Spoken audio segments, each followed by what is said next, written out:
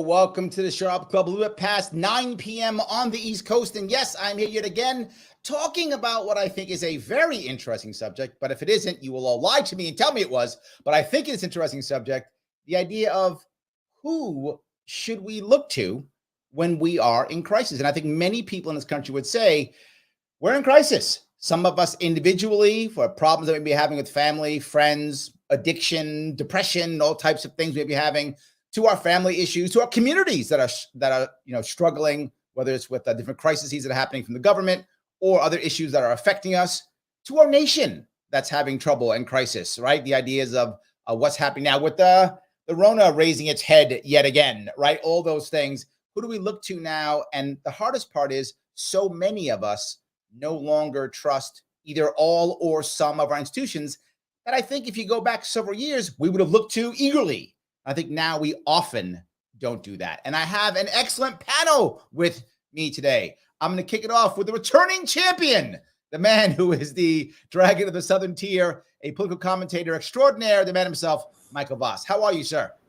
I'm doing well, and I'm really looking forward to this because I think the scope of it is so huge, and we have a good panel to really talk this out. It is absolutely one. Yes, and now I brought in also a citizen journalist, a woman who I have seen on Twitter probably too many times, but that's okay. We will see her again, I'm sure. Woman herself. Hope I say her last name right. Kristi Talmadge. Was that right? That is good. It's nice to be here. Excellent. And we may be talking about the Rona. So I decided to bring on someone who is actually a senior scientist. I wasn't playing games. Lucked out. I was able to bring on the man himself, Mike. Is it Donio? Donio? Donio. There we go. Mike Donio. There we go. I got that right second time. That's okay, but I still got it right. Guys, I'm happy that you are all here today. Thank you for showing up. No, absolutely. Always happy to be here. The first thing I want to bring up is I think the first piece I want to bring up is the elephant in the room. I think I want to go right to it. The Rona is here again, according to the media. There's a resurgence now in COVID, right? So now I'll be demonetized. I said the word COVID would be demonetized now. So let's let it go. It's fine. So it has come back, right? And people now I live in New York City. I am seeing people now wearing the masks again. I see them back on again. People are scared. Mask mandate's coming back. The problem is, here's my worry. My worry is maybe it isn't this one, or maybe it is. But when something big or bad does come, are we so broken from the last couple of years that maybe we don't want to believe anybody, right? Who do we believe? Who should we believe? Doesn't even matter. I mean, this part is scary for me, not because of this. I'm not really scared of COVID. I'm not. But I am worried about the future, right? What's the next step? What's that thing? I am worried about that. Am I off here, guys? Well, kind of. The fact is that we've lost our faith and trust in the media and in government for good reason. We've seen them repeatedly lie to us, they'll tell us one thing, and then 6 months, 2 years later, we find out the exact opposite was true and was suspected to be true at all times. We've seen them go out and demonize us for not, in the beginning, saying, well, masks don't work. And then 2 years later, UCLA, the WHO, the CDC come out and say, yeah, 1 mask, 2 masks, 3 masks, they really aren't effective. It's just about feeling good. The science doesn't support. Well, hold on. Claims. Go on. It does show that if I put enough masks on, I am cooler than you. It does show that. I mean, I do virtual signal better than you if I put like 8 masks on. Unless you pass out. Right. That's true. Yes. Yeah.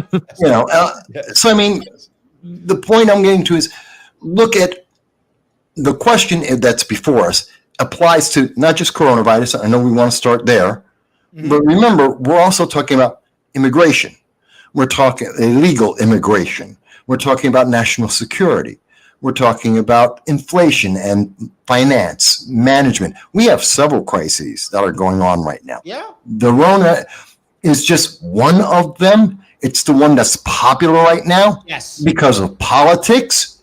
And the answer to each and every one of them, I think, is we have to be more aware and less faith-based, government hold on. You're faith-based. saying aware. Let me go to the scientist here.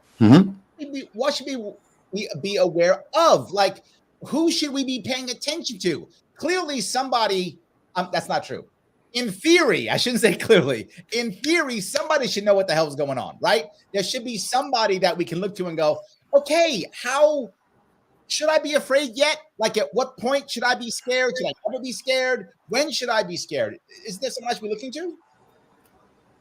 Yeah, I think we became way too complacent in terms of freely giving away our trust into quote unquote experts like the Faucis of the world, and putting less. Hallowed be his name. Yeah, right. The Science, Mr. The Science, trademark. And less into our own selves, and having confidence in ourselves to actually make informed decisions, to gather information, to understand these things. Hold on, but let me walk down that road if I could. Let me walk down that road, Mike. So let's be realistic though.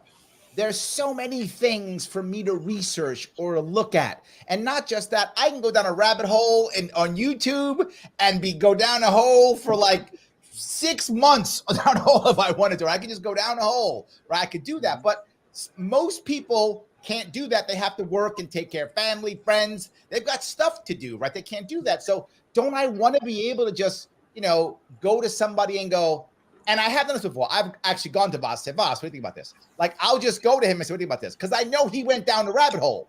So I'll say, I know he went down the rabbit. Let me ask him. And he tells me, okay, I got it now. Thanks. Right? Don't I want to have some people I can call? Yeah, ideally, yes, definitely. I mean, because that certainly takes the impetus away and helps you protect your treasured resources, your time and your energy and all these things, right? I mean, then you don't have to sink as much.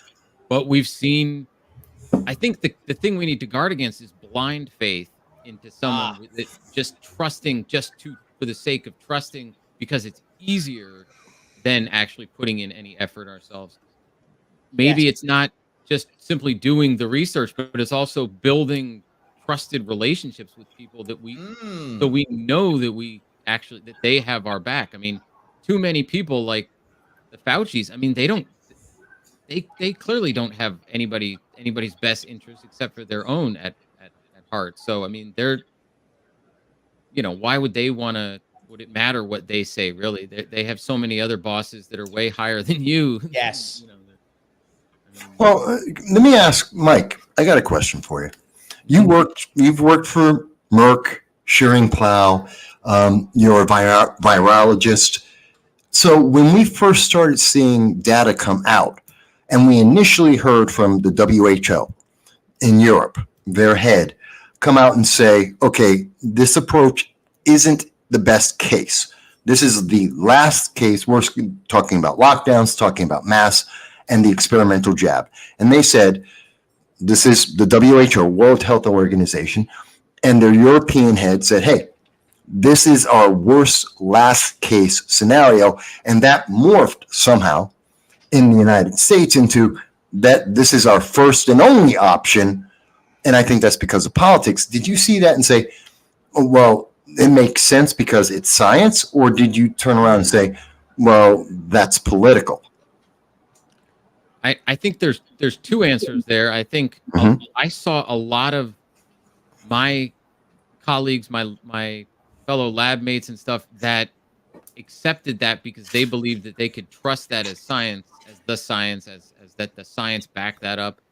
I didn't view it that way. I thought that it flew right in the face of what the science said. I mean, none of those things really made sense with respect to how you would stop such a respiratory viral infection and things like that, with the masks and all these things. But hold on, let me bring this up. I hear this all the time. Alex brings up a comment. He says, some masks do seem to work.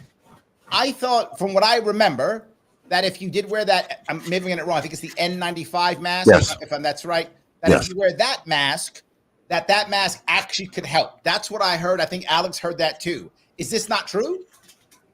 Well, those masks, in order to be effective, they have to be fit. So they have to be specially fit. You can't have facial hair. They have to securely fit, and they can't have any kind of some of them have like those respirator things on the front. So I mean, basically, they have to seal such that there's almost no way you could wear them for an extended amount of time and have enough oxygen to breathe, right? I mean, you'd have to create such a sufficient barrier that for the type of use that was being mandated, like you need to wear these things all day at work or whatever, or even, we were seeing like kids having to wear them doing athletic activities and things like that. Like, okay, the lady is ready to Kristi, go ahead. Please go, Kristi. Jump in. Go. Now, beginning in, I think it was the end of January, beginning of February in 2020, when COVID first came reported out of Washington, out of a nursing home, I reported on it immediately and everybody ignored it. And I expect, have you ever played that game? It's an online game and a board game called Plague Inc. No. Yes, I know it. Yeah, so you can watch how a disease can spread. So immediately I was like, close down the air. I was like, right, close it up. They didn't listen to anything, any of that, but they panicked people overwhelmingly. Yes. And from the beginning, and in Connecticut, it was a big deal in New York because we were one of the first hit. And it was the elderly. It was the elderly in nursing homes that were getting hit the hardest. And the whole time through the pandemic, I had to sit there annoyed with my Democratic governor and leaders who were pointing out the wrong statistics in the data sets to panic people. They did not put the point out there that these were mostly elderly people that were dying. They tried, Lamont came out there from the Connecticut governor, Lamont. He came out there and I was like, little baby died. The little baby died from SIDS, not from COVID. So they freak parents out. What no one got, I want to bring this up real fast, Kristi, is no one understands that during the entire time, not one healthy kid died of COVID in the entire country. Not one. And people don't know that. Not one. Comorbidities. It was called comorbidities. At least two comorbidities. Every one of them every child that passed had at least two comorbidities, at least two, if not more. Some had 4, 5, or 6. But no healthy child, not one in the entire country, died of COVID. But if you watch CNN or MSNBC, they were dropping dead left and right, like 6 a day, 25 tomorrow. One of my, I have a STEM degree and all my IT certifications. So I'm studying statistics because that's a thing that apparently most journalists don't know. And I'm like, they're lying to you with statistics. And I don't want people to panic. But this is how I became friends with the Libertarian Party. Because about 3 months in, Jonathan, who heads up the Connecticut Libertarian Party in I think it's the Hartford area. It might be New Haven. But we became friends, and he wanted somebody to cover his event with Aaron, and the guys that were running. And I was the only thing close. I'm a citizen journalist. And at the time I was new.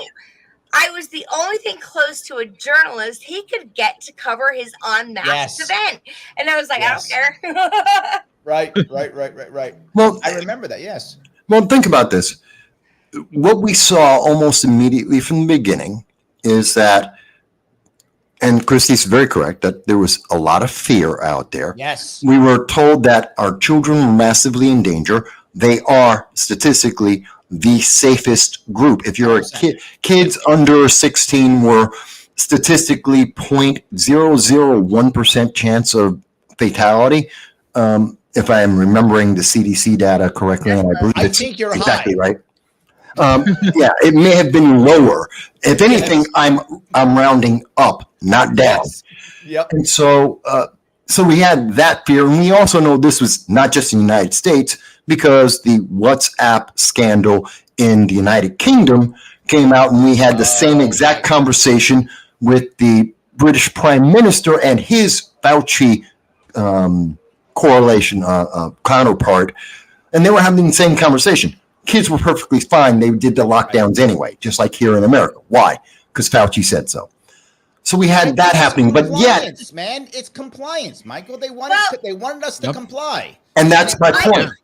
Michael, there was also a problem with the children. Like, I fought against this the whole time because I'm big into mental health, and one of the reasons is because I volunteer, because I've struggled with it, and I watched what they were doing to the children, and I watched them withdraw, and I watched the stories about them becoming more suicidal, and this was catering to the teachers union. It had nothing to do with the kids' safety. I homeschooled my daughter during the whole time. I took her out of school, and I homeschooled during the entire thing because it was prison. Her school was literally a prison, and I'm like, prisoners get more freedom than my daughter, so I'm bringing her home. But I want to kind of get off this topic for 1 second because I want to get to the most important piece, though. Okay, it sucked. They lied. I'm in. Nobody here disagrees with that. But now what?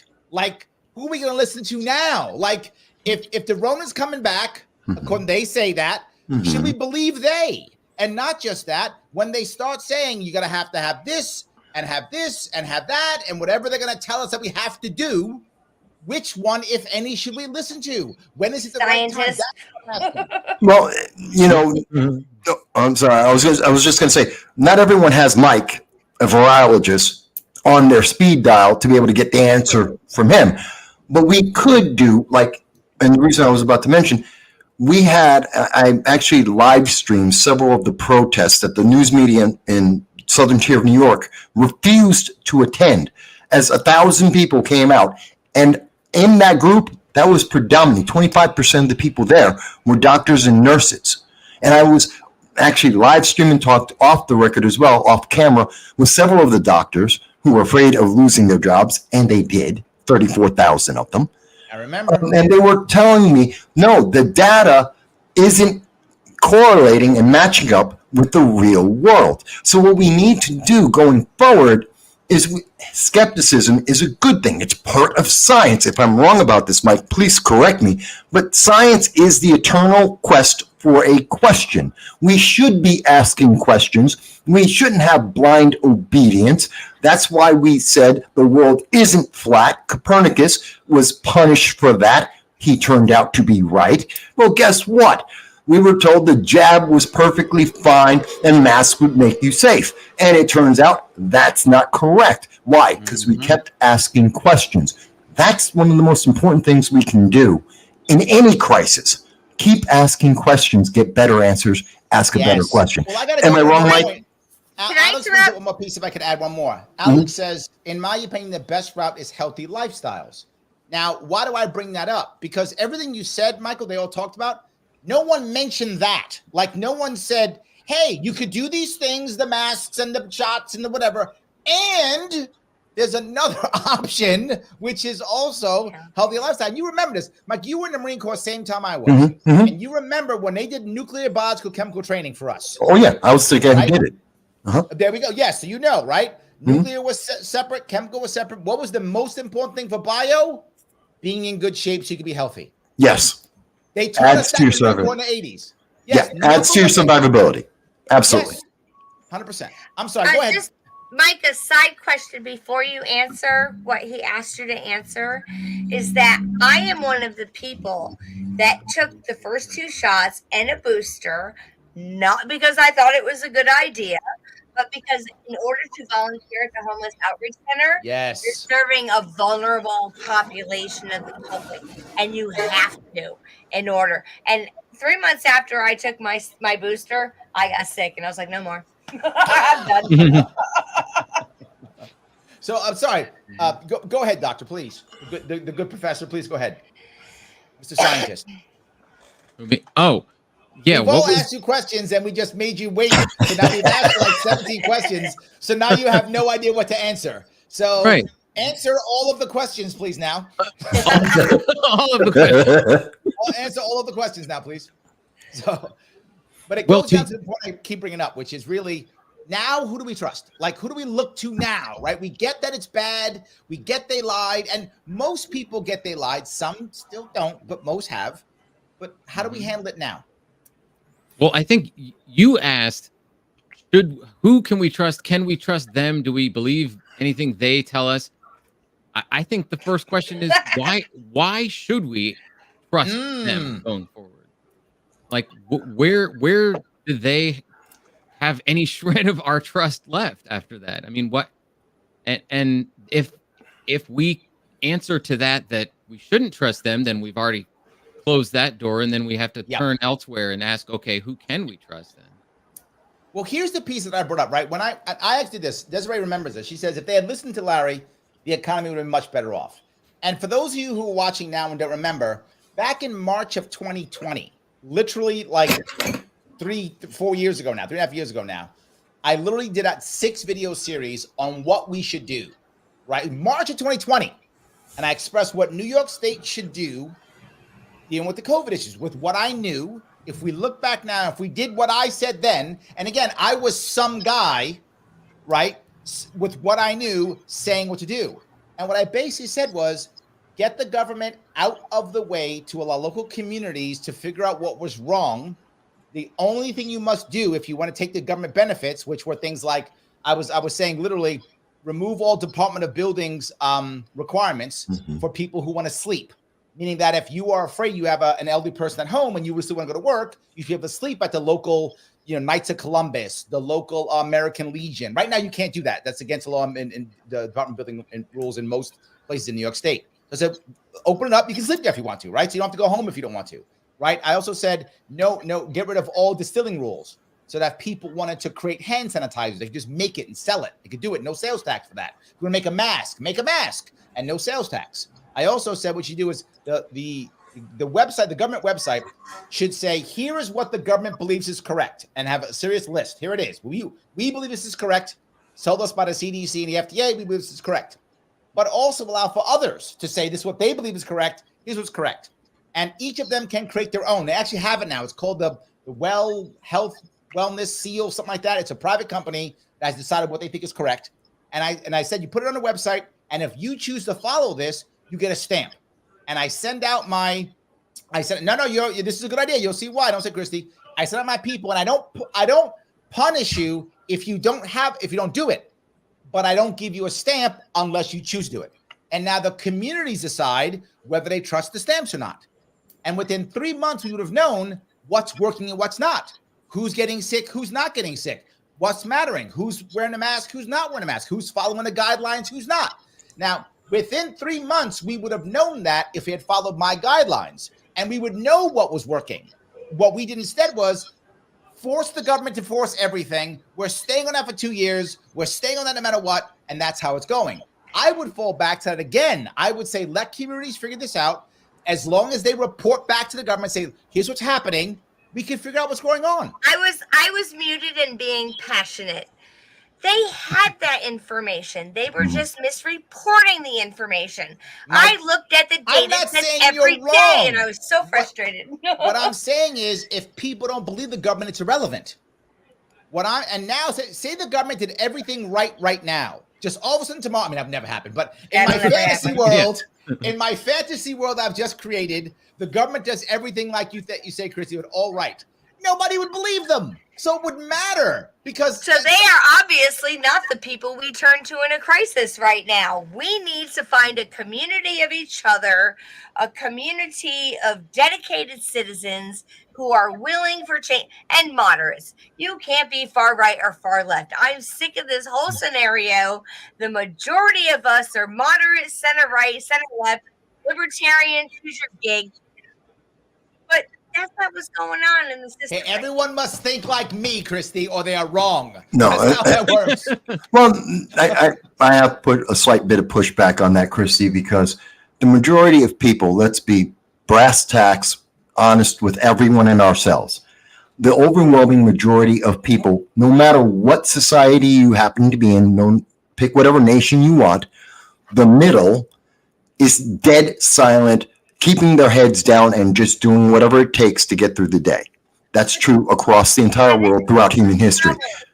The reason why we have the fringes is the fringes are where the ideas for the next breakthrough, the ideas for the way to cope with things, they're the leadership. That's where it comes from. It comes from the people who aren't just getting by. They're the ones who are willing to take the risk to go out in front and say, I have an idea. And you'll be judged harshly if you're right or you're wrong. The only problem, and that's fine, whether I don't care if it's extreme left, right, I don't care. The problem is that the government and news media in conjunction with them were actively silencing people because it didn't match their political agenda. The problem with dealing with crises today, and again, I mean, besides the pandemic, we're talking about immigration, national security, finance. The problem is right now is that we don't have another voice. We don't have another option. We have a political ideology. You're told to obey. And if you don't, you're going to be punished. And the problem with that is you never get to an actual solution on purpose because you're constantly wrong. Mm-hmm. I like the libertarians I get along with, but we have two extreme political ideologies on the right and the left, and there is no negotiating with them. And I don't agree. I am one of the 44% of independents, and do you know, like Twitter is an extreme scenario for everything, but man, I get screamed at from everybody. I'm sorry, I didn't mean I'm like cutting off Mike Donio. No, but the problem that we're having here, right, is that now this is right to Michael's point, and I guess to your point too, that now everything is becoming political. Mm-hmm. So what does my talking head say, right? Does my talking head on Fox say this is good? Does my talking head on MSNBC say this is good? And whatever my talking head says, that's now why I agree. Whatever. Whether that is COVID, whether that's the Ukraine war, whether that's migrants, it doesn't matter, right? What does my talking on MSNBC tell me if I'm left? What does my talking on Fox say if I'm right? That is now what I believe. And then next week, I was joking when I said, when I'm talking about virtue signaling. But I mean, that's part of it, right? I want to be part of my in-group. I want to be part of the cool kids. And if the cool kids wear a mask, I got to wear my mask because I'm the cool kid. Or if I'm the other side of the cool kids, I can't wear my mask. I got to rebel, so I can't wear my mask. I'm a rebellion. And I think there's a lot of that, too, which has nothing to do with science. Like, people I don't care what at. Anybody thinks. I still want to hear from Mike. Well, Mike, isn't the scientific approach the best one? And I'm talking about not climate, let's throw out the climatologists, because they are a compromised group. They've been wrong since 1958, and they're still running with the same premise, which is not scientific theory. If your theorem does not work based on empirical data, you create a new theory. Climatologists don't do that. They go with the same theory and just say, well, you just need to wait longer. You making Vivek very happy right now. Huh? You're making Vivek Ramaswamy very happy right now. And it's true. It's true. The data is the data. The data is the data, but if we're going with true empirical data, if we're actually looking at, here are the facts, here's a person who's looking for it, whether they're, and again, I go back to Copernicus as a great example because of that time, but we have, and I'm sure you know many others in science, where we have Einstein, another great example. On the extreme, someone who comes out of left field or right field, however you want to word it, and has this brand new theorem, and then when we test it, it's true. Isn't that the best way, Mike? Shouldn't we be doing more of that without the politics, without censoring people like we used to do back in the Middle Ages and the Dark Ages? Am I right? Yeah, I mean, science at its heart, science is about asking questions. And once it gets politicized, once it becomes something that you can't question, that you must accept, I mean, it's become dogma, and it's been wielded as I forgot who it was. Weapon. I saw this someone say, he said, the second you censor, it's no longer science. Some talking head said that. He goes, the second you censor, it's no longer science, right? You have to let everything out there, and you let the garbage fall away, and the things that work stand, but you keep letting people throw garbage at it because this is stands, so it doesn't matter. It always stands. So you don't care that they'll garbage at it because you're right. So who cares? Mike, Once I you worked censor- for BMS and Pfizer. This is true, right? Like this is the basics. Wow. All right, let me do a little bit of admin. Guys, if you're watching this, talking about audience, if you're watching this and enjoying it, then click the like button now. I'm clearly going to get hammered and shadow banned because of the topic. So please help me out and click that like button so we can get this going out everywhere possible. If you're watching this on Twitter, then retweet this right now. Literally click retweet right now or repost, whatever, re-exit, whatever it's called. Do the re-thing, whatever that thing is right now. Please do that. If you want your post to come to the top, you can. If you're watching on YouTube, you can just super chat it on YouTube. That always helps. If you want to support the show directly, you can. Patreon.com/Sharpeway. $10 a month has me doing much more of this and less of actual working. I don't want to be doing working. I'd rather be doing this. So do that. Help me out so I can do that. And of course, more importantly, you have 3 people here who are giving us their time, who are showing us some love. So show them some love in return and follow them all on Twitter. You can follow the great Michal Vass at MV Consult. You can follow Mike at Mike. It's Donio, right? Yep. Mike Donio. And you can follow Kristi at Kristi Talmadge. You can follow them right there on Twitter or just go to the description on YouTube and Facebook. And I put their links there. If you want to check them out what they're doing, check their links out. They're all there. If you want to check it out right there also. All good. So let me move to the next piece if I could. We are worried about who to trust. We are political on who we do trust for many of us, even though Kristi's right. A lot of us have the sad part is so many of us who are like Kristi actually stop watching talking heads now, right? So someone's on Fox or MSNBC and we never watch them, right? So we didn't even know what our talking heads are saying because we checked out. Worse is sometimes we check out so much that we don't understand what the mainstream's even thinking anymore. That's the worst part. We totally check out, right? But that's happening. So now we're talking about climate, right? We had the fires in Hawaii and then the flood in California, right? And everyone's saying, oh, that's all climate. That's the climate killing people. That's all the climate. Who do we trust? I mean, Vass, I know you don't trust him. You already said that. That's clear. I got that. You're pretty clear about that. The science says something. Let's ask the scientist. Who Well, do we good. trust on climate? I want to hear from the scientists, Oh, but yes. is it not true that these electric companies who don't clear the brush under their lines, who don't keep their poles sturdy, who don't keep their lines steady, they cause half these fires, and then they don't put the proper water in them. So climate change, which the earth changes, and I see, here's the thing, and I try to explain to people, especially on the right and semi-center right, is that even if you're a left-leaning person and you want to get some support for your particular climate change solutions, is that if you tell independents and people that lean center right, and even sometimes the letter right, that you're looking to clean the water, to keep safe, clean water. You want safe, clean soil and non-GMO foods full of pesticides, which is why they made them. Runs into the Mississippi Basin, into the Gulf of Mexico, poisons everything. If you want clean air, clean cities, you can support the EV buses because they don't blow all that diesel into the poor neighborhoods. There are things we can agree on, but you don't have to be drastic with all these solutions that just cost taxpayers money. And No. So you're messing up, Kristi. If we just stop using plastic straws, it's solved. That's the problem. We would just stop using plastic straws. That's not going to it's work. solved. No. That's the issue. See, you just greedy and want to use your straw. If you just wouldn't use your straw, it'd all be solved by now. Well, Mike, go ahead. Come on, scientists, help us out. Help us out through this one.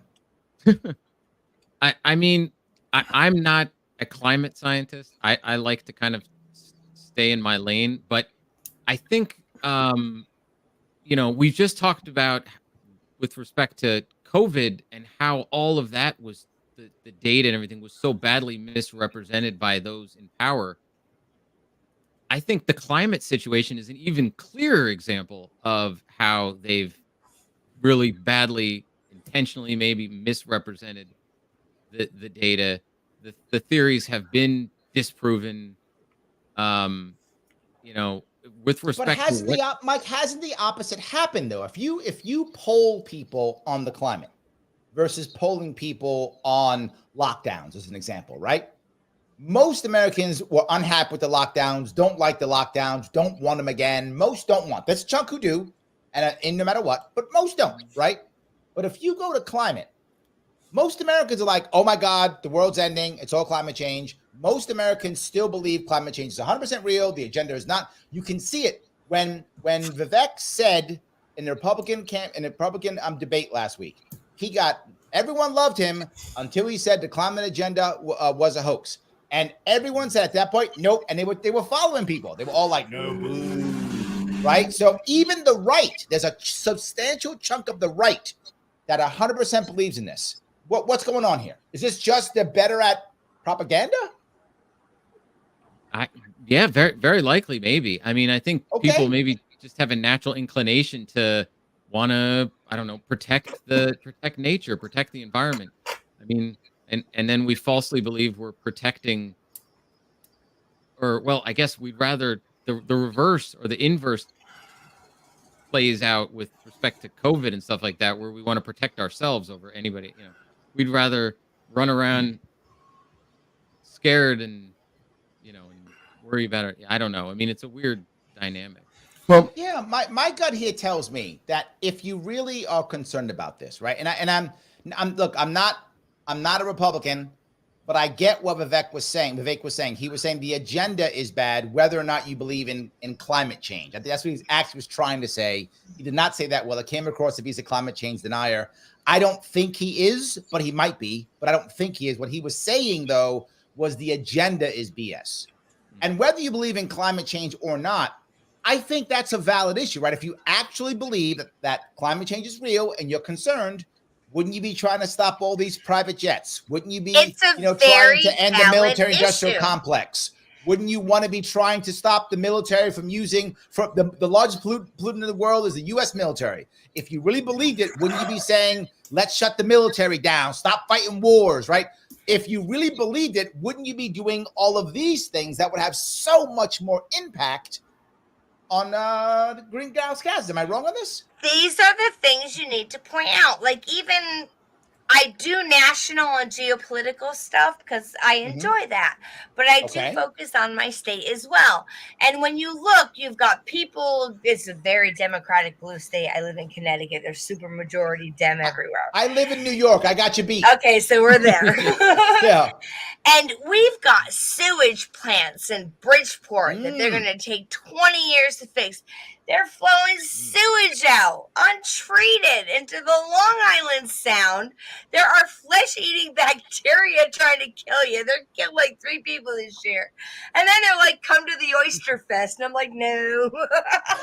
Like, they're not cleaning basics of stuff. And they're telling everybody else to do so. So if they're going to push and be politically obnoxious about it, like, first of all, I think we all agree about the environmental stuff, right? Like, you don't like a lot of.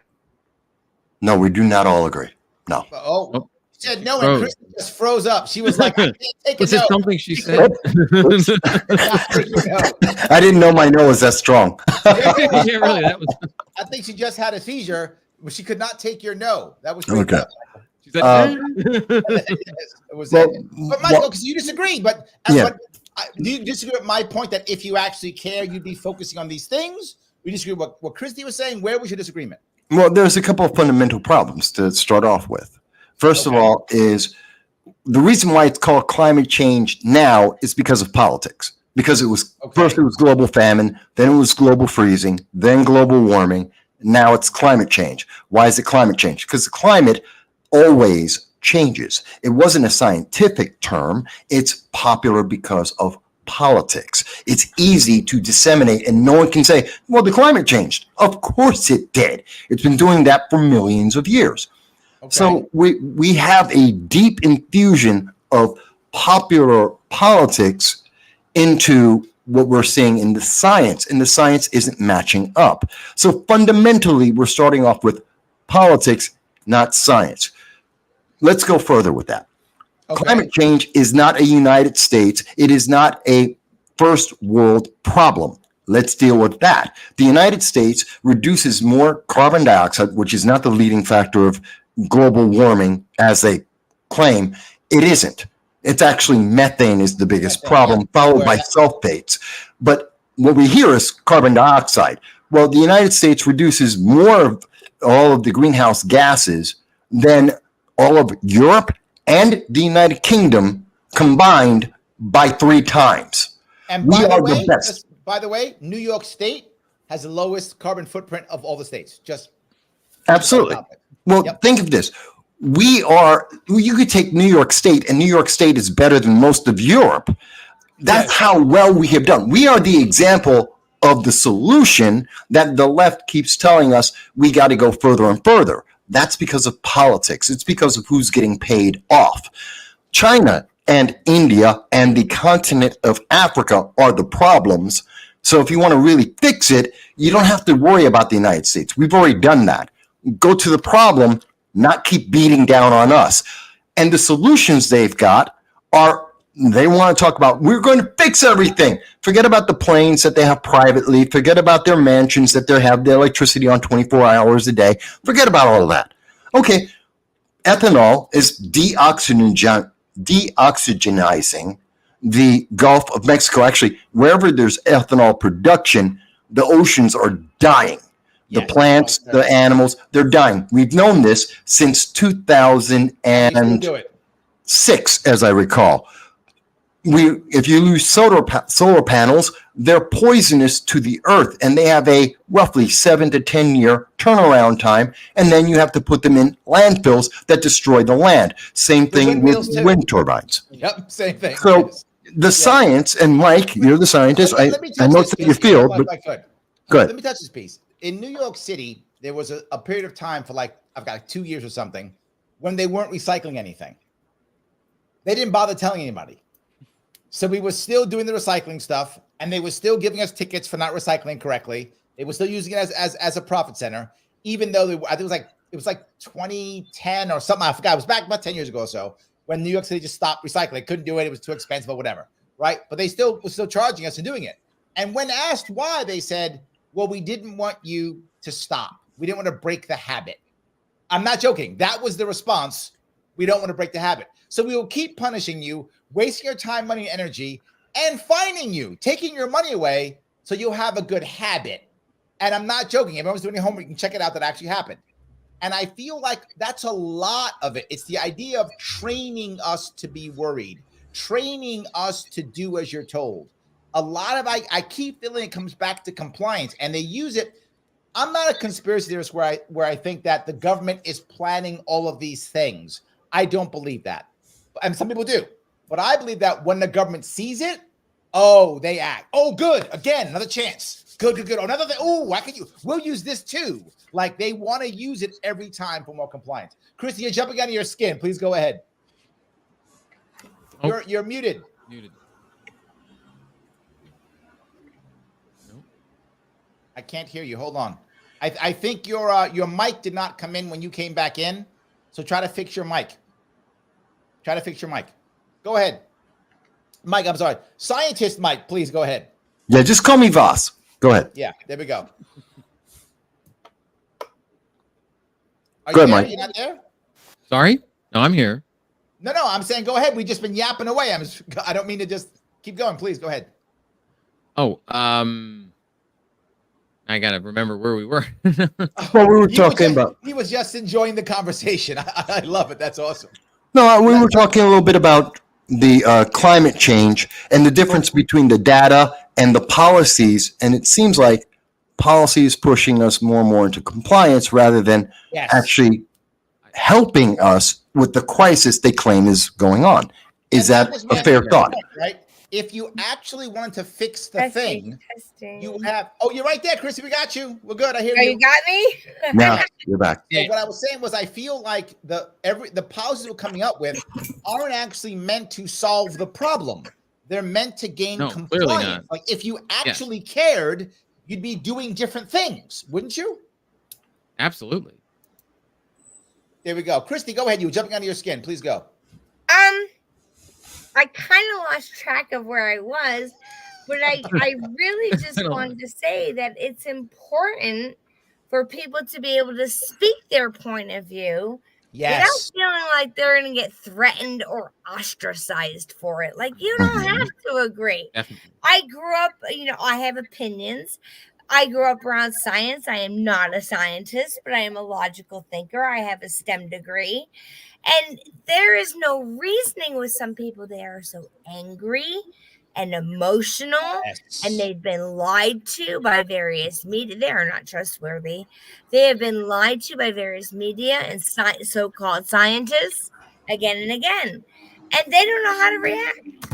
Well, I think it's a valid point, right? What happens if, this is the part that always bothers me, right? What my policy was to help with COVID was no government force. It was government allowing communities to figure things out and allowing government to change and shift. But once you use force, I can't really come back anymore, right? In other words, if I say, hey, Mike, it is my opinion that you should do these things. And if you do, I'll give you a star. And if you don't, I'll leave you alone. And as I change, I'll show you what I'm changing, that kind of thing. Then Mike goes, okay, Larry, thank you for your opinion, but I'm gonna do what I want. Or maybe you go, yeah, I agree. I'll do it. Fine, you pick, but you choose, right? Whatever you think is appropriate. I can now change my opinion now because I'm saying, as I figure things out, I'll change my opinion and you can change yours. Now we have a back and forth. But if I don't, if I go, no, Kristi, this is the way. These are the 5 things, and that's it. If you don't do them, I'm gonna hammer you. And if I hammer you now, I can't change. Because now when I hammered you, I was wrong. I can't back down because now I was wrong. Forgiving and open. But I really want But you know what I'm saying? As a government organization, I can no longer back down. And that is down the because now I problem. was That wrong. is why you can't turn to the government in a crisis anymore because they are not honest. Mike, Yes. I want to know how you feel because you are the scientist. I've been shut up so many times just for studying data. I'm not a doctor, but I'm a data scientist and an accountant and all kinds of other stuff because I'm a geek. And I looked at this stuff. I voted in 2020 for president. I wrote in the ASP party candidates. Oh, yes. And I the reason interviewed them. And the reason I did that was because they were the only people focused on the elderly in nursing homes. I was like, whatever. Hey, by the way, ASP is the American Solidarity Party. I actually interviewed their candidate. I interviewed their candidate on my show. Yes. So, Mike, I just want to hear so much from you because I can't imagine how much crap you took for being honest. Well, one of the things that bothered me the most throughout all of that was the way in which scientists like myself and doctors lorded their expertise over people and said that, because you don't have a certain credentials or degree or whatever, that you not only can you not understand this, but you're not even allowed to enter into the discussion. Right. And I was like, whoa. There's a huge difference between being in the lab like I was, having 20 years of experience in the trenches, and just being able to be conversant in this. And plus, if you have a stake in this, which we all clearly do, how do you not have a say? Right. Yeah, I probably don't want the novice in the lab. I'm with you on that one. Right. I don't want him in the lab. But they get to have an opinion. Well, Mike, is it fair to say, and I've said this to people, but maybe I'm wrong, that no, I'm not a scientist, I'm not a doctor, but I can read a scientific report, I can read a doctor's analysis, a critical or clinical analysis, because I understand English. And I can look at the data and maybe even pull out a thesaurus, a dictionary for the words I don't know, and I can understand and make at least a layman's a well-educated decision based on the data. Isn't that the way science is supposed to work, or am I wrong on that? I absolutely believe you and believe you can. But, there are so many people that look at goof crap and conspiracy theories that they will not listen to people with different ideas anymore. And I think it was organized by the system. It's like, this is what we tell you. This is what you must do. And anything else is crap. That's how science works. But I'm going to go one step further, which may sound crazy, but you have every right to not believe any scientist to make bad decisions for your life, right? You have the right to do so. Yes. If I love you, I will ask you not to, but that doesn't mean you won't, right? And what I bring up is when this first came out, we're going back to we're going out of climate change and back to the Rona. When the Rona first came out and all the old people were passing away, I was scared for two people in my life. I had two people in my life who were over 85, and they both had comorbidities. So I was scared for them. I thought, oh my God, this might actually kill them. They're over 85. They have comorbidities. One just got off of chemo, and another one actually had diabetes. So I was like, okay. And they were both on prescription drugs for other things also. So I was like, okay. I was scared, right? So I asked them both to not go to church. Where my family's all a member of the Greek Orthodox Church, and we were going to go to church, and I asked them not to go. And they said, okay. But to be forward with you, if they would have said they want to go, I would have driven them. I would have, because I believe they have a right to do what they feel is appropriate. I feel if they felt their faith and their connection to community was that important, and they would have risked their lives, I would have said okay, and I would have done it. But I was scared, and I asked them not to, and they didn't. So, but if they would have, I would have taken them because it's still their life. I am a quarter Greek, 70% Italian, and whatever else is a mix. And I have a lot of Jewish friends. None of my religious family skipped church. It was like taboo, and they were angry when they were asked to. Yes. Mine weren't angry because they knew I cared. So they weren't angry. And they actually believed they were kind of scared too. So all I'm saying is people deserve to make the mistakes if they want to also. It's still their life, right? It's still their life. Am I wrong on this? Well, yes, people get to live their lives.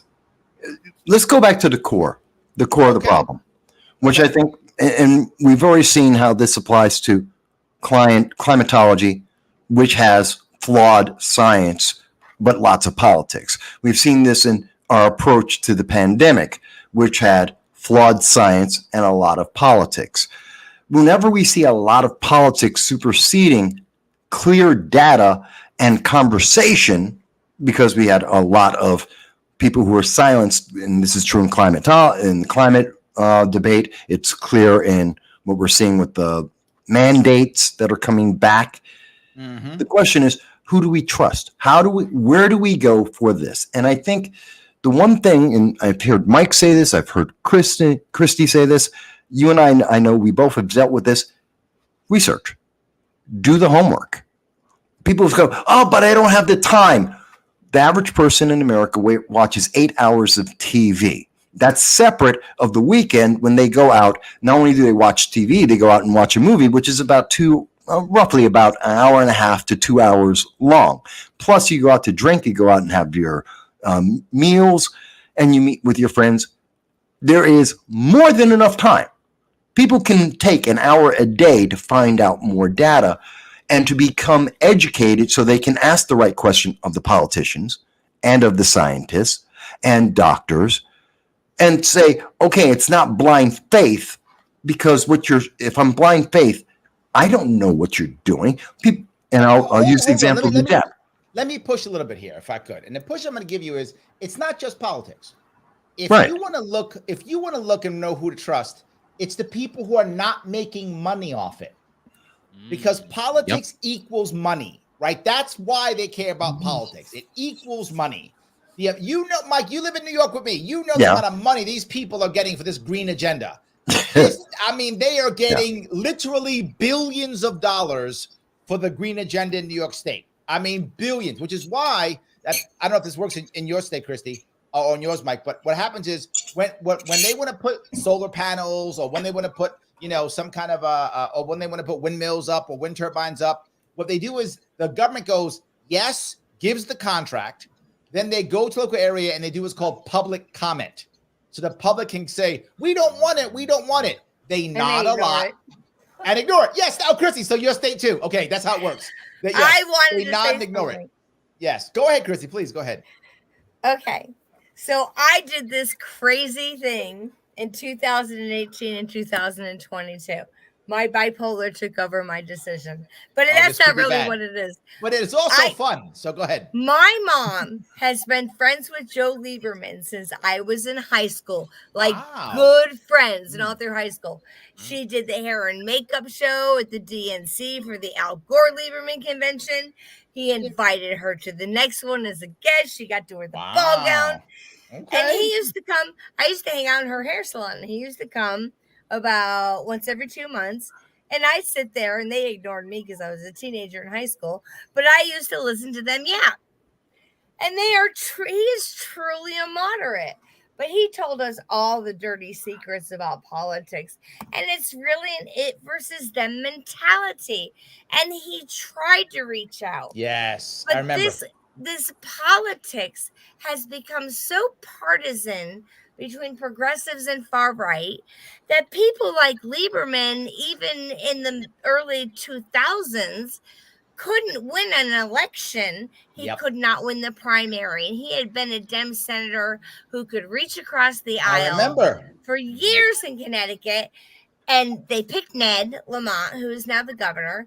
But Lieberman went as an independent, and he won the election. And that's what we need. We need the opportunity for I'm agreeing on third parties. people.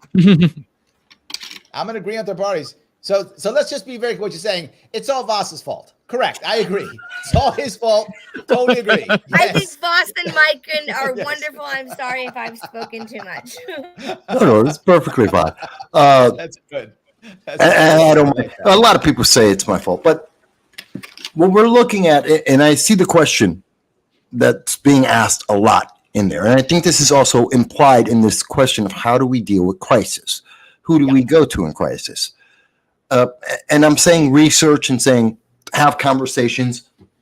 It's one, exercise your First Amendment. Two, when I say do research, people say, oh, there's too much out there. No, there's not. It's just you've been trained not to. People say, well, most people just read headlines. That's a choice. You can read the article. You can go and take the study and go and look up the study because, and Mike, you can confirm this with me, most peer-reviewed papers, journals, will have a study or at least a synopsis of the study and the basis of the study so that you can see it for yourself. You can get the information. You chose to watch another rerun of Friends, or you wanted to watch the Housewives of wherever the hell, or, moms dating their sons on an island. This crap actually exists on TV. I just had a friend tell me about it. And you chose to watch that for an hour and a half or to binge it all weekend long rather than actually taking 15 minutes, read the synopsis. It's out there. Who do I trust? None of them. But I can read 5 different articles. I can read 2 papers and a congressional bill in one weekend. And now I know, okay, now I have a better understanding. Am I wrong, Mike? This is why they make peer-reviewed papers, right? Right. I mean, the information is absolutely out there for people to obtain if they so desire and if they're willing to put the time into it. If you're willing to turn off the TV and actually invest the time in it. And I'll be the first to tell you that, I mean, yeah, like I don't expect that anybody's going to be able to figure out how to go in the lab and run experiments and do things at that level. But I mean, to be able to just get enough of an understanding to take away the important things and actually look at it and say, do I believe this? Does this make sense? Does this add up? Do I, absolutely. And anybody can learn. I mean, sure, there's a fairly high technical barrier, right? Science has a pretty significant jargon associated with it. It becomes its own language, like legalese and a lot of different industries that have their own jargon and such. Science is very well known for that. Terminology is a significant barrier, and law too. But I think that can be taken down, and people that information can be accessible to anyone. I mean, absolutely. But you're right. It's about making the conscious choices of what am I going to invest my time into, invest my energy. But it's also about making smart information available. Like you are a very smart man. And what resources can I trust? Am I just going to go and look at something Dave that's funded says, by... I thought Biden found the cure for COVID. No, he found the cure for cancer, Dave. Get it right. He Right. found the cure for cancer. It wasn't COVID. Yeah. He's cured cancer. Moonshot, That's right? what he cured. Yeah. He's already done it already. After Yes. my first booster, 2 months after I got it, and there wasn't a damn test to be had anywhere near her. I was like, F everybody. I gotta tell you, I felt terrible when it came to getting the shot, right?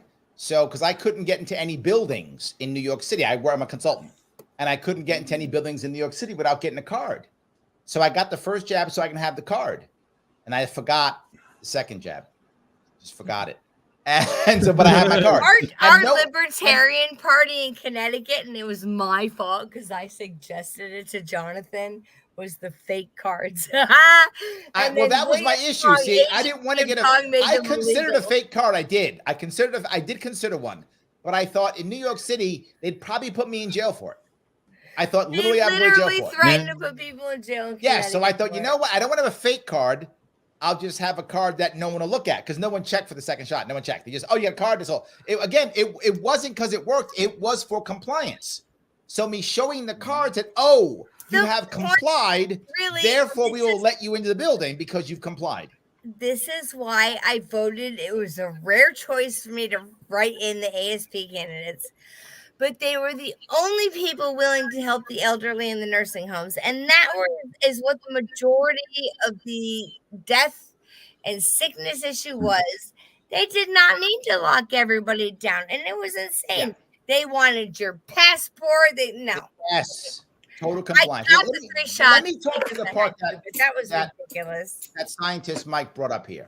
I think there's a way we can get around this to make both Voss and you happy. And that is, in today's world, there's enough science podcasts, science shows out there to where you could pick 2 or 3 of them that you trust, and they're gonna touch the issue because that's how they make their money.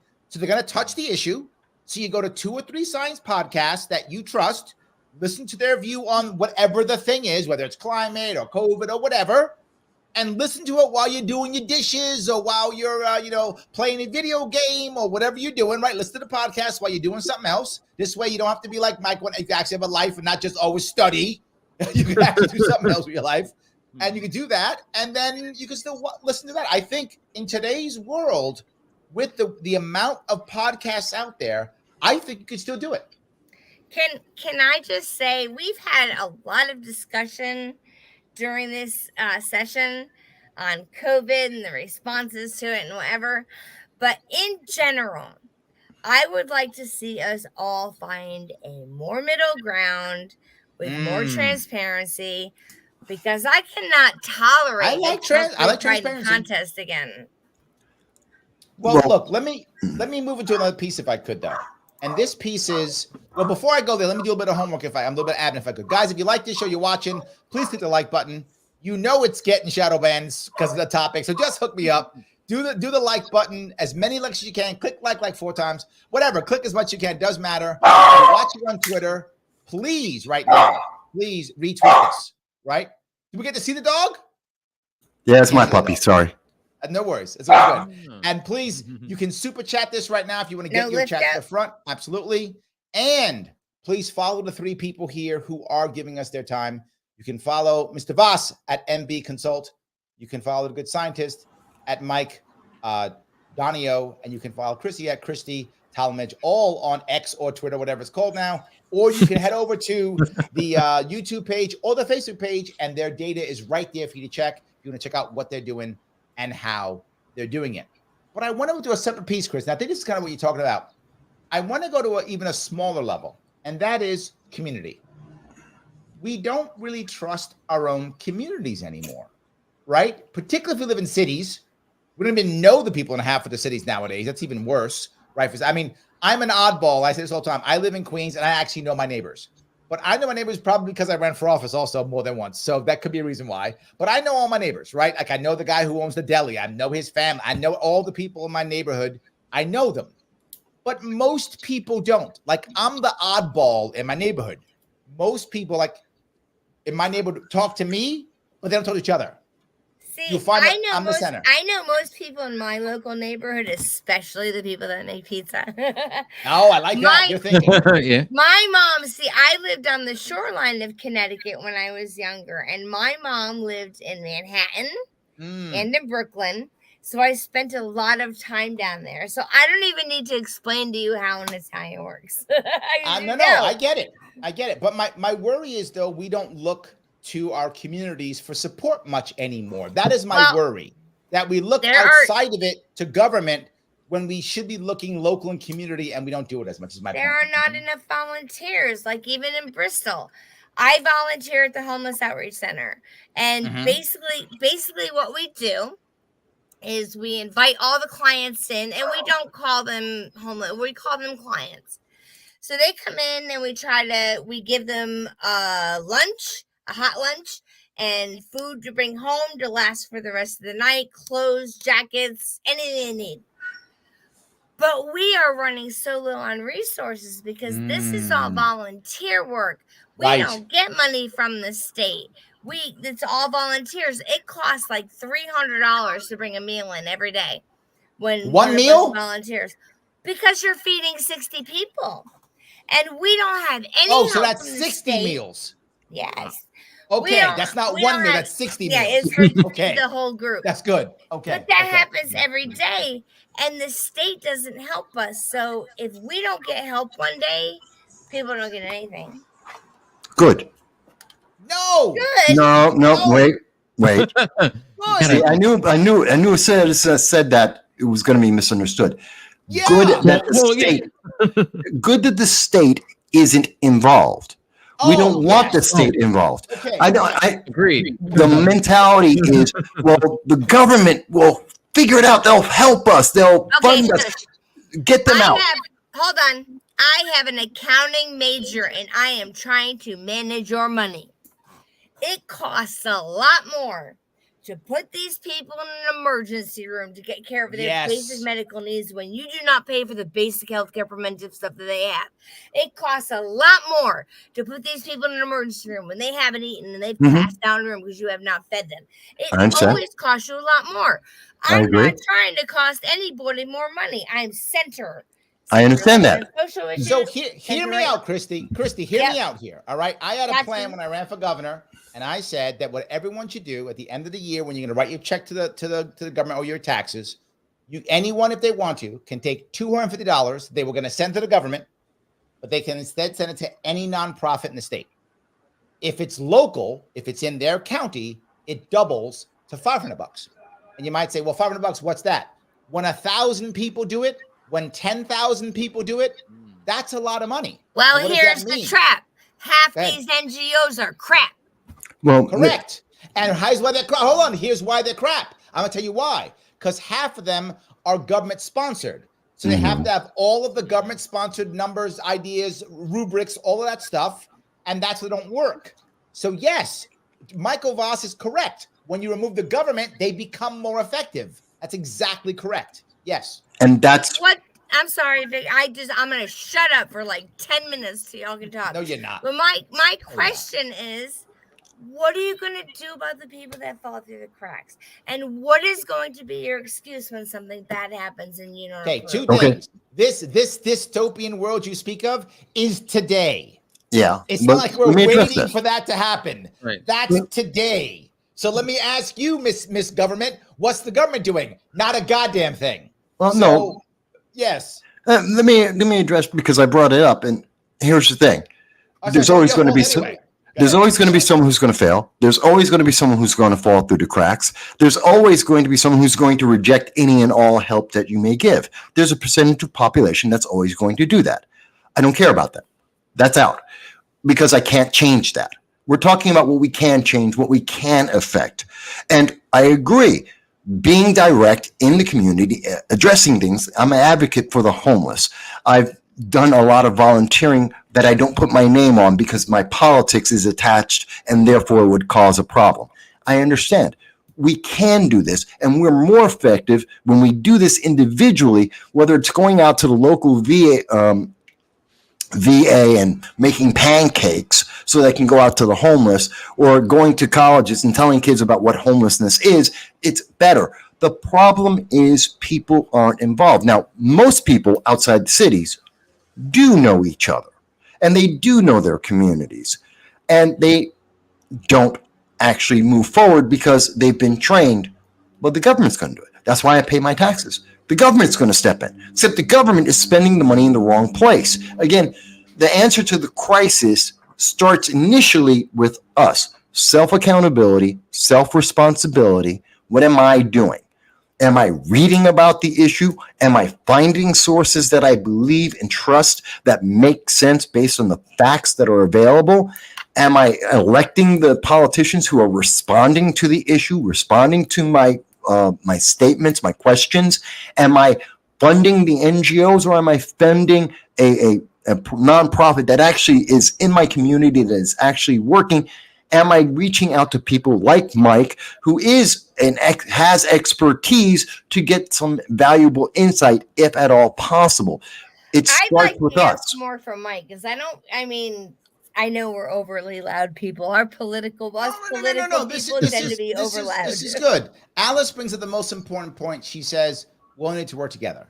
And that's exactly the right answer. And what I will always say, you'll hear me say all the time, when someone's in trouble, the first thing they need, no matter what the trouble is, the first thing they need is not a program or money. The first thing they need is somebody who cares. Exactly. That's the first thing. 100%. Once you get that, now you can figure out what's the problem now? How can we handle this? And NGOs that are run by government can't care because that's not part of the rubric.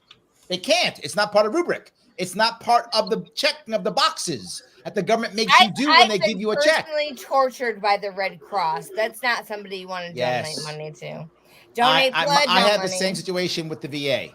Right, I support veterans, and I've literally had to not work for the VA. I've had to go work for like the Yellow Ribbon Fund and other places like that to support veterans because the VA had so many rules, regulations that were ineffective. So, Kim says NGOs have zero accountability. If they're government run, yes, she's right, because the punishment for failure for a government organization is more money. The punishment for failure if it's private. With a chainsaw and Citizens United. Well, let me ask Mike. Mike, let me ask you. Again, I'm going back to the scientific method, which I believe a way people don't realize it's self-accountability. As a scientist, you have to be accountable for the methods and the methodology that you use, the theorem that you create, and the experiment that you put out there. And that's what gets peer reviewed. And if I'm correct on this, Mike, and this is my understanding of it, if that's correct, does it make sense that we use that same idea on an individual basis? That I am accountable for what I think, how I am acting in my community, what I'm offering to that community, and therefore the community, my peer review, can tell me, well, perhaps we could better use those resources, that energy, that intensity into this area versus that area. Doesn't that make sense, Mike? Or is it not tracking correctly? Am I not conveying it right? No, I think absolutely. I mean, it's whether you're talking about science or lots of other things. I mean, and exactly what you said, it's accountability is one of the most important things. And except for the fact that nobody wants to be accountable for anything nowadays. In the perfect scenario is that we have a lot of passionate people that want to be accountable for what's going on in their communities, and they work together to change lives and to create new solutions. But unfortunately, and I think, Michael, you pointed this out before, the great majority of people are either entirely indifferent or are bystanders. They don't want to take the risks to get involved. So it winds up being very small, kind of minority fringe, groups that are activists that are willing to take action, so to speak. And the great majority of people they're the ones that make up these communities. They just are more content to sit on the sidelines and perhaps binge watch, whatever on Netflix or whatever, and don't want to get involved. And,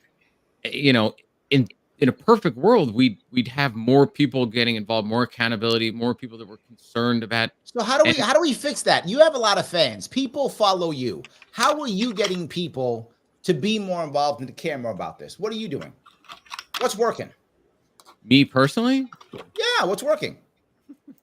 I don't know. I mean, lately I have a lot of followers, but I get very little traction. So I'm probably saying a lot of things like what we're saying now, and I'm getting, silence. But I don't know. I mean, I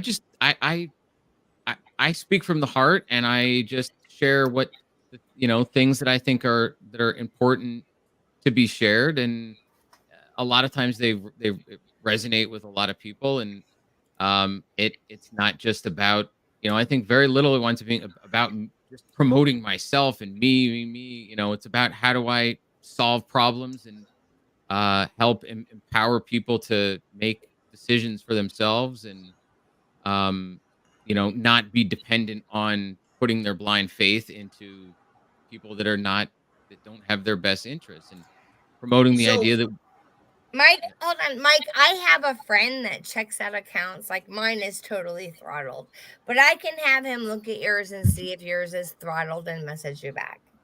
there we that'd be go. great. So Mike, do me a favor then. Tell me what's going on with Science Defined. Tell me what you're doing. Yeah, so Science Define is all about this whole notion that anybody can actually understand this and research things for themselves. Because Oh, don't I make believe, Voss right. Don't do that. well, in this case, he is. I think. At least- I'm clipping that. Go on. and I think in all of this, we've seen how information can be flat out taken away from people, can be misused. We're not being able to make truly informed decisions. But I think there's a way that we can take that back by, number one, deciding to put the time into things that really matter, and I believe this is something that matters, and Right. and do a little bit of work to understand these things. So Yeah. Science Defined is about how can we make science approachable to anybody, regardless of your background, so that you can be your own best advocate, and Got it. whether that's doing the hard research or finding resources and people that you can rely on, that you can have confidence in, whatever that is. But we need to go from this perspective of blind faith entirely into government, into experts, into scientists and doctors in white coats, and giving our entire our full allegiance to them, and saying, okay, how do we make sense of this ourselves? We need to. And it's one of the biggest things is, like I've said, this barrier of the scientific terminology, the technical mumbo jumbo. I had so many Yes. people in my community, in fact, I'll say my friends, family members, etc., coming up to me and saying, Mike, you're a scientist, tell me what the heck this means.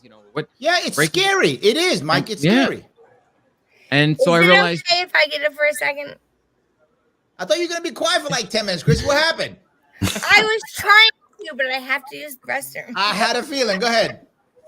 Go ahead. Oh, now she walks away. Did I make her angry? oh wait, yeah, I thought she was going to say something. I thought guess it was a not. friendly jab. Oh, Okay. okay. Go ahead. So keep going on, Mike. I'm sorry. What my point was, the jargon is tough. It does make us afraid sometimes. And it sometimes makes it feel like sometimes reading scientific things can make you feel stupid. Right? And people Right. don't want to feel stupid. It can make you feel stupid. Right. Well, I think the way a lot of experts, scientists, they like to sound like they know what they're talking about. They like Sure. to sound important, so they tend to lean into utilizing that jargon, those big terms. Right.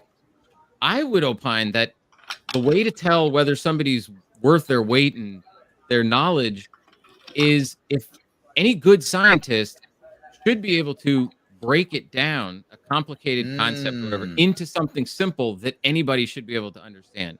If somebody can only speak in big, grandiose technical jargon, but they can't actually break it down into something meaningful for anybody, then did they really understand it? No, it's a good point. And I remember there was a strength before Neil deGrasse Tyson went crazy. He used to be that guy, right? He was that guy. If you go back 10, 20 years, he was the guy who would say, let me tell you how this cool thing worked. And he was why people, that's why he got so popular, because he could do that. Right. So, yeah. Kristi, go ahead. Why'd you leave us? We were sitting there waiting with bated breath. I had to use the restroom, and I got a glass of tea. Okay, okay. Bill Nye, the science guy, is the biggest fucking fraud in human history. Neil deGrasse Tyson isn't far behind. I love quantum physics. I love weather. They're both crap. We need higher people to look to. But before we do all that and look far beyond, we need to get our shit together right here. That is my opinion. I think you're right. I completely agree. So Kristi, tell me what you're doing right now. Tell me how people can follow you. I'm at Kristi Talmadge on Twitter. I keep my Facebook page closed. I'm thinking You're a journalist. What are you doing? I don't want to anger my friends on Facebook. Oh, okay. Makes sense. Okay. Used to be talking about politics. Okay. So I keep my politics and news here. I did a few practice episodes of a show called This and That. And I'm trying to build up the confidence to do it again. So I'll try. I love it. I'm glad to have invited here. I appreciate the discussion. I think you are all amazing. Oh, look at that. Thank you. Boss, tell everybody what you're doing. Well, one, Kristi, the best way to be able to get used to doing the shows is doing the shows. Just do it. Not wrong. Don't worry. People will forgive you for making mistakes because you're starting off. It ain't easy. People see me and Larry and go, you guys been doing it for 17 years. Yeah, but did you see the first one I did? Yeah, nowhere near what I'm doing now. So you can't see the first one I did. That's gone. I erased that. I had been asked by a bunch of people to join their shows. And I was like, no, because I looked at their profiles and I'm like, you're sketching me. And I looked at Larry Sharpe's and he was smart and good and interested. Thank you. So I said yes. No, I think it's wonderful. And, and that's why I love doing this, because it's only by doing this that you get to be able to meet people like Mike, like yourself, Kristi, like Larry, who I've known for 8 years now. Good and bad days on that. It's true. Because I love them. And well, I know I talked over you a few times and I apologize. That's okay. I meant the white Mike. We're talking about serious issues here. Now, one of the things I've been working on, every Sunday I do a live stream. I do a live stream talking about international politics and U.S. and how they interrelate. Is it something I can subscribe to? Yeah. No Soundbites Allowed. That's with an I on YouTube. Just look it up in any search engine in the world. If you're in France, you'll find it because I've tested it. I think you're a phenomenally wonderful person. All of you on this panel are. Yeah. Now, I do a lot of deep research. And one of the things is, here's something that I think is important. It goes right along with what we're talking about right now. It's a public service announcement. There currently is a global food crisis of 30%. Most people don't know because we're in a first world nation. So for us, that means that there's about 5, 10, 15% of shelves are empty at any given moment. We don't really feel it here. But you go to Africa, you go to most third world nations, most of South America, they're having food riots right now. That's been true. We knew that was going to happen August 2022. It takes a year before you get the next set of crops in. So once we heard that in 2022, we knew we wouldn't have that food crisis, 30% less food, meant all of to this year. And it's not something people are talking about. No one's talking about this, but here's the problem. Here's the announcement I got to make for people to know. 2024 and 2025, it's going to continue. Because of the war in the Ukraine, because Russia has shut down the limited shipments that are coming out right now, we're going to see that food shortage increase somewhere between 40 to 50% based on all the data that's coming out from international news media. U.S. isn't covering this. You got to read BBC, Hindustan Times. You can go through the international news media. There is going to be a continuous food shortage of 40 to 50% less food 20% less food than there is today means 25% less in the stores going forward. It means riots throughout all of Africa. It means riots in most of South America, very much part of Southeast Asia.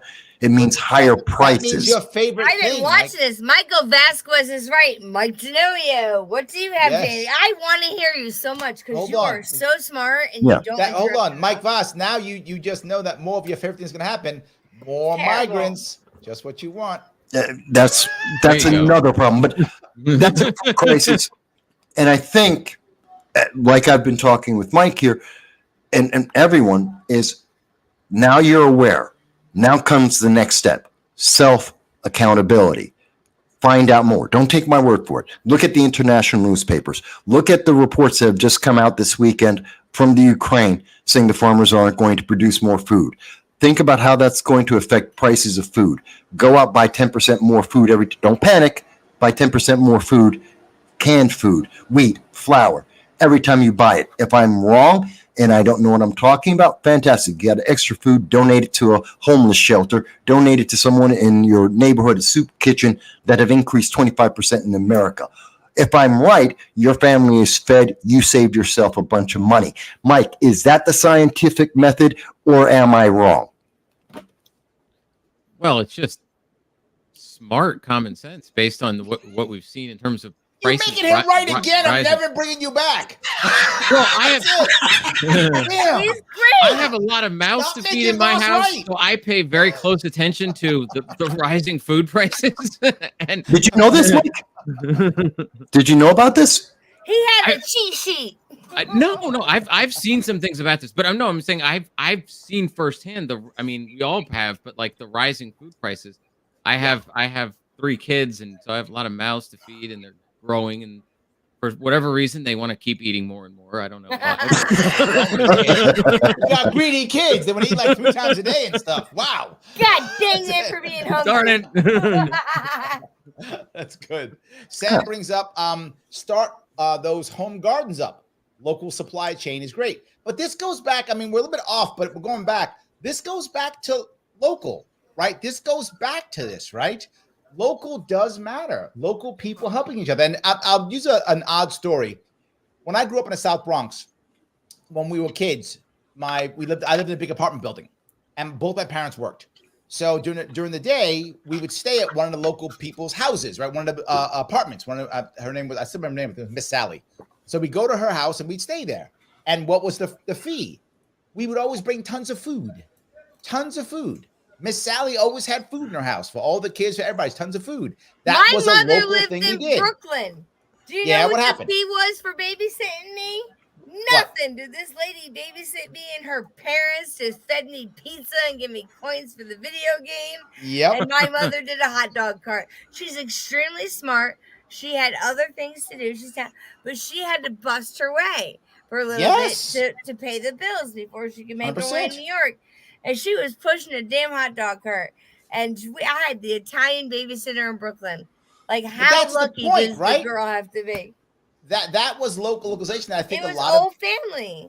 Yes, but we now look to government when we don't look to community.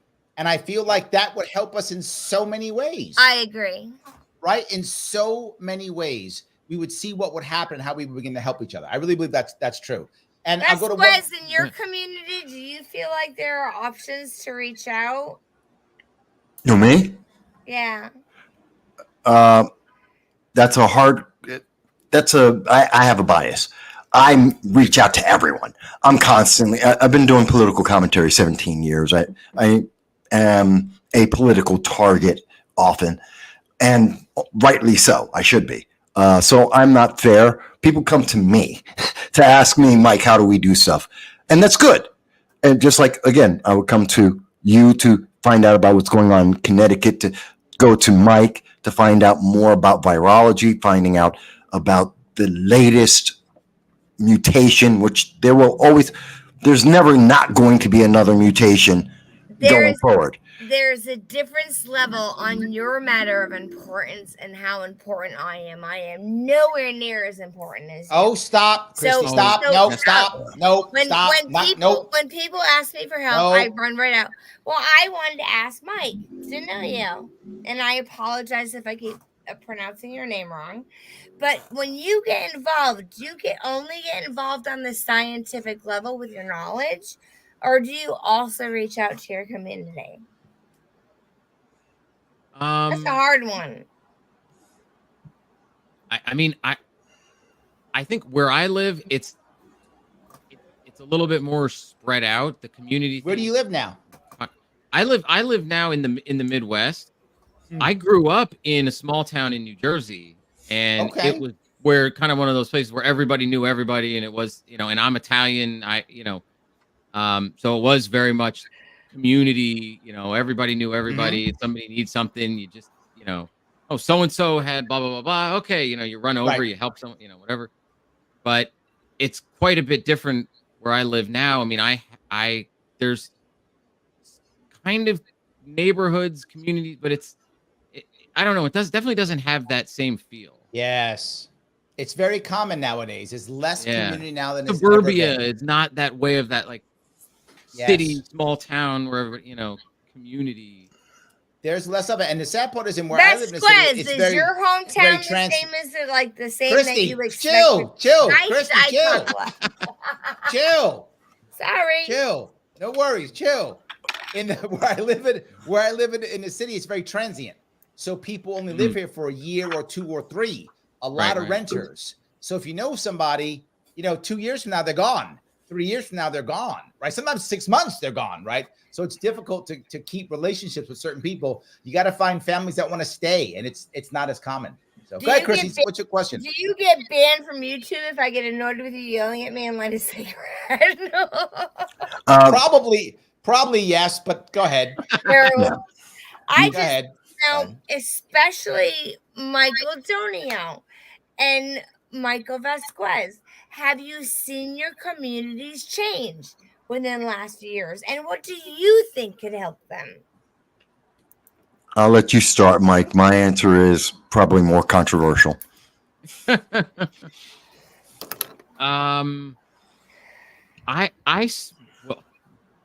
I saw in the last couple of years in my community was a lot of people that just blindly went along with the herd with respect to the COVID stuff, and it was really sad because the kids bore the brunt of it, and they, as we've said multiple times, they were the least at risk, and but they were the most that were, I think, victimized as a result, because the people just kind of complied. As you're saying, it's about compliance, and the people by and large complied, and absolutely, that's what I saw a lot in my community. I had, there's pockets of parents like myself that pushed back, but and then what happened was, as soon as this stuff was dropped, they all memory hold it in mass, and it's like, it never happened. You're like, whoa, you can't do that. Yes. Absolutely, yes. Then they were like, mistakes were made. What are you gonna do? Come on. That's all of a sudden. Yes. Go ahead, Voss. Tell us how you want to punish everyone. Go ahead. Well, no, I'm the nice guy. I'm just blunt, straightforward. Hello, Marine Corps.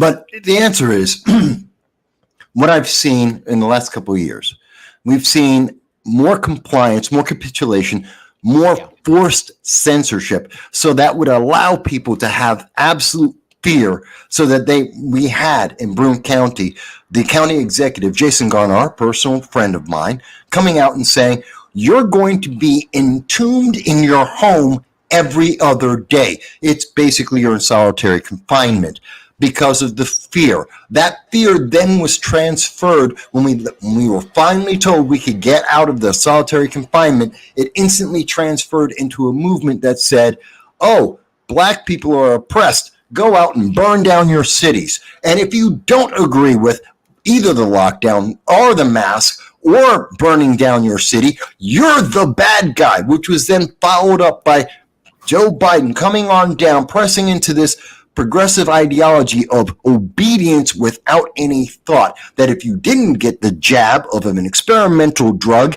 into your body that has never been tested, and by the way, Mike, you can confirm this for me, there has never been a social experiment to this large a degree where an untested drug that didn't make it out of phase 1 for drug development, never has this been done where we see it on such a wide basis. And what I am seeing is compliance, fear, and oppression. And the reason why all of those things are happening, I believe, is because people are afraid to be accountable to themselves, because it means, first of all, I made a mistake. I didn't speak up and I let them push me around. Yep. 2, I didn't get involved. I didn't vote. I didn't go out there and write to my congressman, my senator, my local council person, and tell them, stop doing this. 3, it means that we need to move forward, which means pain. It's not going to be comfortable to move forward. Yes, people who need a mask, wear a mask. Go ahead. I know people who are immunocompromised, wear the mask. And whatnot. But that doesn't mean that I need to get a jab. I don't need that experimental drug. I don't need to be part of that experiment because I don't trust, because they're not giving us enough information. I don't trust that they're looking out for us, because not one politician in America, right and left, I do pick on the right when they're wrong, not one of them have come out and said, oh, by the way, there's a global food crisis. You should buy 10% more food because it'll be good for your family. You'll save some money. I am very upset because this is what I am seeing, and I don't see that changing going forward in 2024 until more people hear this, share this. Am I wrong about the drug, though, Mike? Before I bring on this one, Mike, I want to, before I have you answer, Mike, I want to reiterate what you're saying, Mike Vass, because what you said drove me crazy, because you were 100% correct. We in New York State, you watched the governor at the time, Governor Cuomo. He said, we're New York strong. Remember that lie he said? He said we were New York strong. We're in New York putting elderly in nursing homes and murdering them all. That is the same thing that happened in Connecticut. That compliance and weakness was strength. It was literally 1984 double speed. Their death numbers were high because they manipulated statistics. So now, scientist Mike, please answer Michael Vass's question on a jab. We need you, Mike. It's I don't even like to call it a vaccine, but yeah, it's absolutely experimental. Was cut. A lot of corners were cut. It was not properly tested. There's a lot I can say on that, but I don't want to get Larry permanently. Yeah, they'll cancel the channel. Yeah, and there's the problem. You're right. Right, and that exemplifies where we are. Yes. All right. Well, guys, I want to tell everybody who was watching, guys, if you like this, please do me a favor. If you're watching this, you enjoyed it, click that like button. You know I'm getting shadow banned for this one, so please click the like button if you could. If you're watching on Twitter, please retweet. I would appreciate it tremendously. It does help tremendously. It does. I know I keep saying it because it does matter. And please follow these guys. They were good enough to give us all this time, an hour and a half tonight. Give us some of their time. They showed us some love. Show them some love in return. Follow Mike at MB Consult. Follow the good scientist at Mike Donio, and follow Kristi at Kristi Talmadge, all on Twitter /X, whatever it is.